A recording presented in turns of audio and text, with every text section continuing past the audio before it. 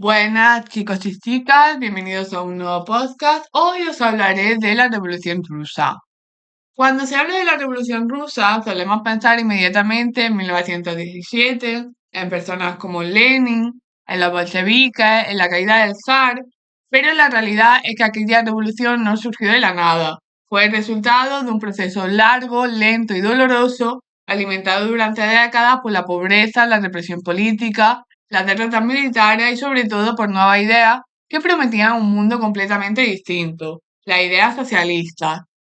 Para entender por qué estalló la Revolución Rusa, primero hay que situarse en el siglo XIX europeo, un siglo marcado por la industrialización, por el crecimiento de las ciudades y por un cambio radical en la forma de trabajar y de vivir. En ese contexto nace el socialismo. Al principio aparece lo que hoy llamamos socialismo utópico. Pensadores como Saint-Simon en Francia, Charles Fort o el británico Robert Owen observan las terribles condiciones de los obreros en las fábricas y proponen soluciones humanas: jornadas más cortas, viviendas dignas, educación para los hijos de los trabajadores y comunidades cooperativas. No buscan destruir el capitalismo, sino humanizarlo. Creen que con buena voluntad por parte de los empresarios ilustrados y los gobernantes sensibles es posible una sociedad más justa. Pero estas ideas pronto son consideradas ingenuas por una nueva generación de pensadores. A mediados del siglo XIX, Karl Marx y Friedrich Engels formulan el socialismo científico, también llamado marxismo. Para ellos, la historia no avanza mediante acuerdos pacíficos, sino mediante la lucha de clases. Según Marx, el capitalismo se basa en la explotación de los trabajadores por parte de los dueños del capital, la burguesía. Y esa explotación no puede corregirse con pequeñas reformas. Solo puede terminar cuando los trabajadores tomen el poder por la fuerza, destruyan el Estado burgués y creen una sociedad sin clases. Esta teoría se difunde rápidamente por Europa, especialmente entre los obreros e intelectuales. Un primer intento real de aplicar esta idea ocurre en la Comuna de París en 1871. Tras la derrota de Francia frente a Prusia, los trabajadores de París se rebelan y toman la ciudad durante 2 meses. Implantan medidas revolucionarias como la abolición del ejército tradicional, sueldo igualado entre obreros y gobernantes, confiscación de bienes de la iglesia, participación directa del pueblo en el gobierno. Pero el experimento termina de forma trágica. El ejército francés reconquista la ciudad durante la llamada Semana Sangrienta, dejando más de 14.000 muertos y miles de deportados. El mensaje es claro: las clases dominantes no cederán el poder sin una violencia extrema. Mientras en Europa occidental avanzan lentamente las reformas políticas y sociales, en el este del continente existe un imperio gigantesco, profundamente atrasado, que era Rusia. A comienzos del siglo XIX, Rusia es una de las grandes potencias de Europa. Derrotó a Napoleón, tiene el ejército más numeroso del continente y participa en el reparto de poder del Congreso de Viena. Sin embargo, bajo esa apariencia de fuerza, se esconde un país rural, pobre y tecnológicamente atrasado. El zar gobierna con poder absoluto, sin parlamento, ni constitución, ni libertades políticas. La aristocracia es dueña de las inmensas tierras, el clero sostiene ideológicamente al régimen y la mayoría de la población está formada por millones de campesinos que viven en condiciones cercanas a la esclavitud. Muchos de ellos son siervos ligados a las tierras de sus señores. Apenas existe una burguesía fuerte, la industria es muy limitada y el analfabetismo es enorme. El mito de la gran potencia rusa se rompe brutalmente con la guerra de Crimea entre 1853 y 1856. Rusia es derrotada por una coalición de potencias occidentales mucho más avanzadas. La guerra revela el atraso tecnológico del ejército, la mala organización del Estado y la debilidad económica del imperio. Es una humillación internacional, pero también una llamada de atención interna. El zar Alejandro II comprende que si no se moderniza el país, Rusia quedará completamente atrás. Por eso impulsa una serie de reformas. En 1861 se decreta la emancipación de los siervos. En teoría, millones de campesinos pasan a ser libres. En la práctica, reciben tierras insuficientes y quedan endeudados durante décadas. Se reforma también el ejército, la justicia, la administración y se construyen miles de kilómetros de ferrocarril. Algunas ciudades comienzan a industrializarse, lo que provoca migraciones masivas del campo a la ciudad.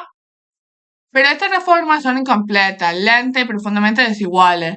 La pobreza continúa, el hambre sigue siendo habitual y la frustración crece. En 1881, Alejandro II es asesinado por un revolucionario. Se decía que estaba a punto de permitir una asamblea representativa. Su muerte marcará el final de cualquier intento de apertura política. Con su sucesor, Alejandro III, y más tarde con Nicolás II, comienza una etapa de regreso al absolutismo más duro. Se persigue a toda oposición, se fortalece la policía política y el ejército recibe el encargo de sofocar cualquier protesta. Sin embargo, el descontento ya no puede ocultarse. Surge una oposición cada vez más organizada, intelectuales, estudiantes, campesinos revolucionarios y también obreros marxistas. En 1898 nace el Partido Obrero Socialdemócrata de Rusia, inspirado en el marxismo. En 1903, el partido se divide en dos facciones reconciliables.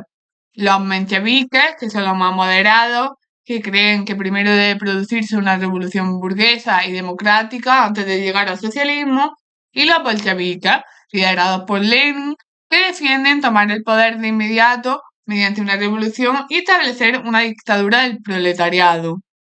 A principios del siglo XIX, Rusia es un polvorín. La población es inmensa, la miseria es generalizada, la industria crece sin derechos laborales y el sistema político sigue siendo una autocracia.